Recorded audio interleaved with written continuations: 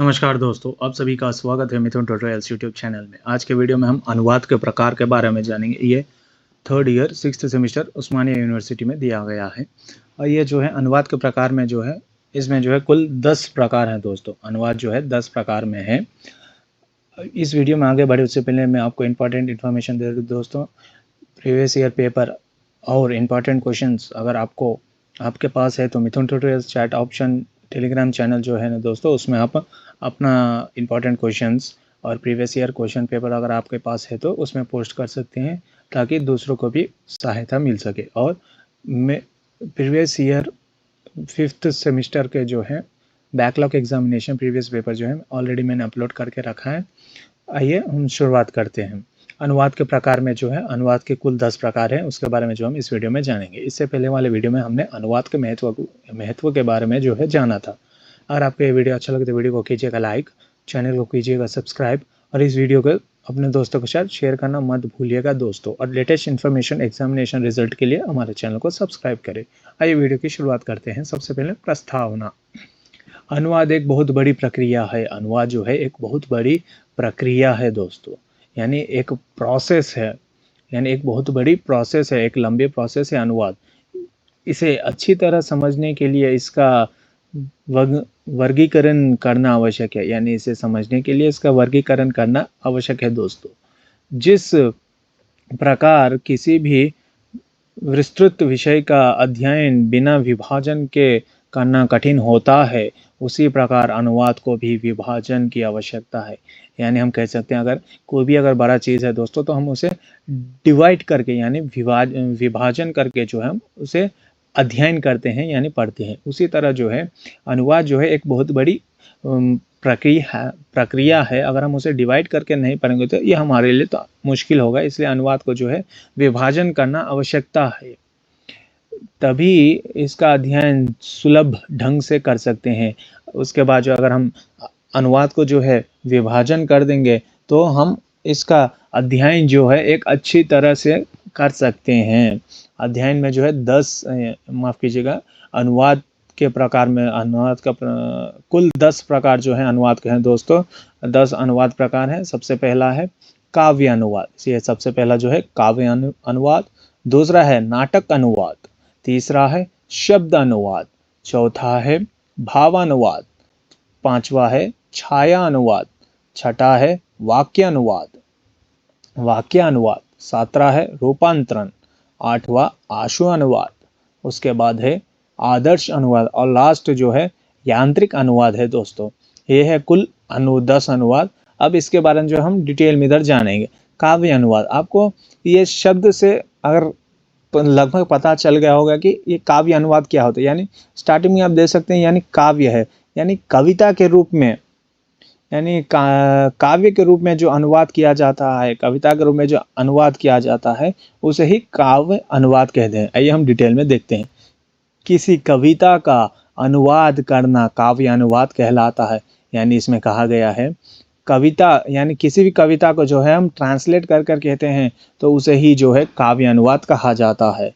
यह किसी एक पद भाग का भी हो सकता है। यह जो है किसी एक पद भाग का भी हो सकता है दोस्तों।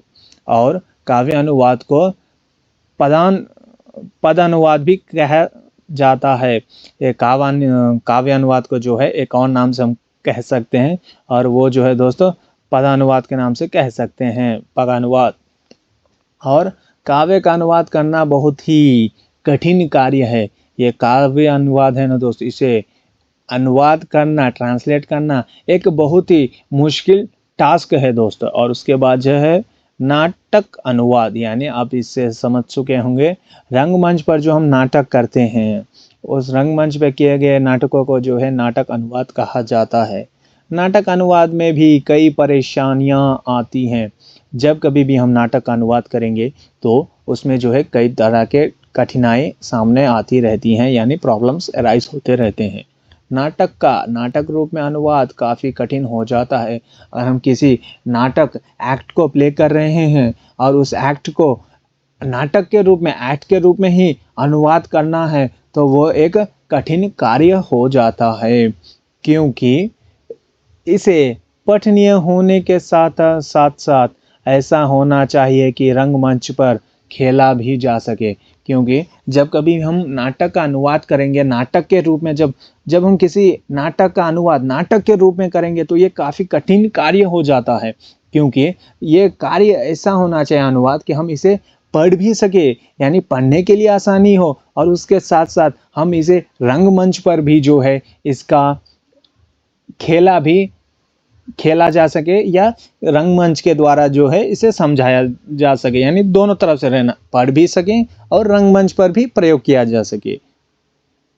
इस अनुवाद में विशेष रूप से रंगमंच के कारण ही विशेष परेशानियां आती हैं। ये नाटक अनुवाद करने में जो परेशानियां आती हैं ना दोस्तों, फर्स्ट ऑफ ऑल जो है ये परेशानियां जो है रंगमंच के कारण ही जो है ये परेशानियां हमें आती हैं। और उसके बाद जो है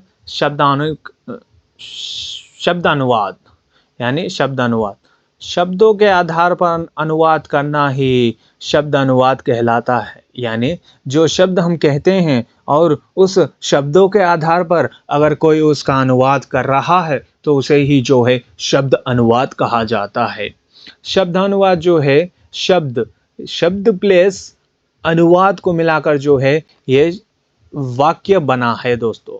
और मोटे रूप से इस प्रकार के अनुवाद में मूल के हर शब्द पर अनुवादक का ध्यान रहता है। यानी इस अनुवाद करते समय जो है दोस्तों, अनुवादक जो रहते हैं, जो शब्दों का अनुवाद करते हैं, ट्रांसलेटर रहते हैं, वो जो है मुख्य हर शब्द पर जो है उनका ध्यान जो रहता है और केंद्रित रहता है। क्योंकि शब्द समझकर तभी जो है वो उसका सही ढंग से अनुवाद कर सकते हैं। इस अनुवाद का प्रयोग एक से अधिक प्रकार के अनुवादों के लिए होता है।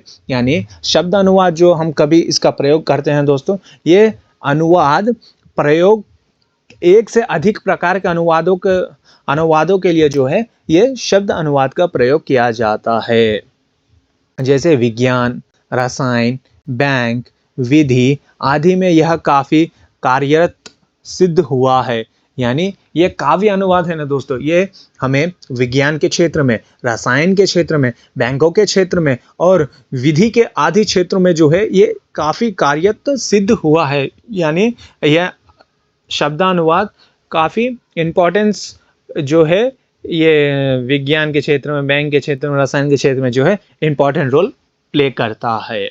भावानुवाद यानी भाव पर, यानी अर्थ हम कह सकते हैं।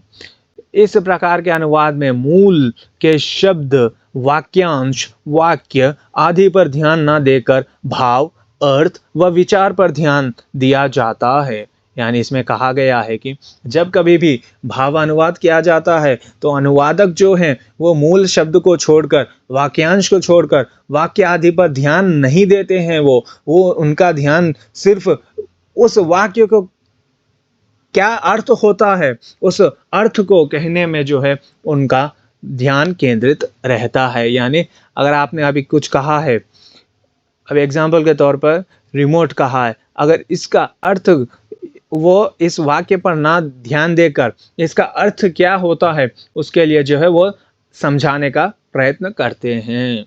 इसमें केवल दो भाषाओं की जानकारी नहीं बल्कि मूल सामग्री व लक्ष्य भाषा में अभिव्यक्त की क्षमता का महत्व बढ़ जाता है। इसमें दो भाषाओं की जानकारी नहीं रहती है दोस्तों, बल्कि सोर्स लैंग्वेज से टारगेटेड लैंग्वेज में अभिव्यक्त करने की क्षमता जो है महत्व बढ़ जाती है। यानी सोर्स लैंग्वेज से टारगेटेड लैंग्वेज में ट्रांसलेट करना, इसकी क्षमता जो है बढ़ जाती है। उसके बाद जो है छाया अनुवाद। छाया का अर्थ से आप समझ गए होंगे दोस्तों, छाया का अर्थ होता है धुंधला, यानी हमें कुछ साफ नहीं दिखाई देता है। यानी यहाँ पर देख सकते हैं छाया का अर्थ होता है धुंधला। इसे हम फीका या अपारदर्शी भी कह सकते हैं। यानी हमें उस पार की यानी उस पार के हम चित्र नहीं देख सकते, फीका दिखता है, हम दूर की नहीं देख सकते, धुंधला दिखता है, उसे जो है छाया अनुवाद कहा जाता है। छाया अनुवाद में केवल मूल कृति के भावों को या शब्द के महत्व को अच्छी तरह से समझने का प्रयास किया जाता है। यानी छायानुवाद में है दोस्तों, केवल मूल कृति के भावों को जो है या शब्दों के महत्व को जो है अच्छी तरह से समझने का जो है प्रयास यह छाया अनुवाद में किया जाता है। और उसके बाद जो है दोस्तों वाक्य अनुवाद, यानी आप समझ गए वाक्य, इसमें वाक्य शब्द आया, यानी वाक्य यानी sentence, letter, word to word के साथ जो है उसे वाक्य कहा जाता है। यानी यह अनुवाद सबसे श्रेष्ठ है। यह अनुवाद जो है दोस्तों ये सबसे श्रेष्ठ अनुवाद है। और इसमें जो है वाक्य का अर्थ है, वाक्य का अर्थ है दिए गए विषय को सफाई के साथ वाक्य दर वाक्य को समझाना। यानी इस विषय में जो है वाक्य का अर्थ होता है दिए गए किसी विषय को साफ साफ समझाना, यानी वाक्य दर word to word, letter to letter समझाना ही जो है वाक्य अनुवाद कहलाता है। मूल सामग्री का संपूर्ण विश्लेषण करना और उदाहरण देते हुए समझना, यानी मूल जो सोर्स ऑफ लैंग्वेज रहता है दोस्तों उसे पूरी तरह से समझना और उसे टारगेटेड लैंग्वेज में एग्जाम्पल के साथ समझाना ही वाक्य अनुवाद कहलाता है। उसके बाद जो है रूपांतरण, यानी चेंज। चेंज को हम एक और भाषा में हिंदी में कह सकते हैं बदल, यानी बदलना, रूपांतरित करना यानी बदलना। इसका अर्थ है मूल कृति के परिवेश, वातावरण, विभिन्न परिस्थितियों, स्वरूप आदि को समकालीन समय अथवा आवश्यकता अनुसार बदल देना। यानी इसमें कहा गया है रूपांतरित, यानी हम सिंपल कह सकते हैं, आप अपने माइंड में याद रख लें, रूपांतरित यानी चेंज, बदल के। यानी आपने जो मूल सोर्स ऑफ लैंग्वेज में, यानी मूल जो स्रोत यानी सोर्स ऑफ लैंग्वेज में जो आपने कहा है उसे आप टारगेटेड लैंग्वेज में बोलने के लिए, ट्रांसलेट करने के लिए आप उसे चेंज कर सकते हैं, चेंज करते हैं। और विभिन्न परिस्थितियों के कारण आप चेंज कर सकते हैं, और वातावरण के कारण चेंज होते हैं, परिवेश के कारण जो है वो सोर्स ऑफ लैंग्वेज तो टारगेटेड लैंग्वेज जो है ट्रांसलेट हो गए चेंज हो जाता है, उसे ही जो है रूपांतरित कहा जाता है। आशु अनुवाद यानी लाइव।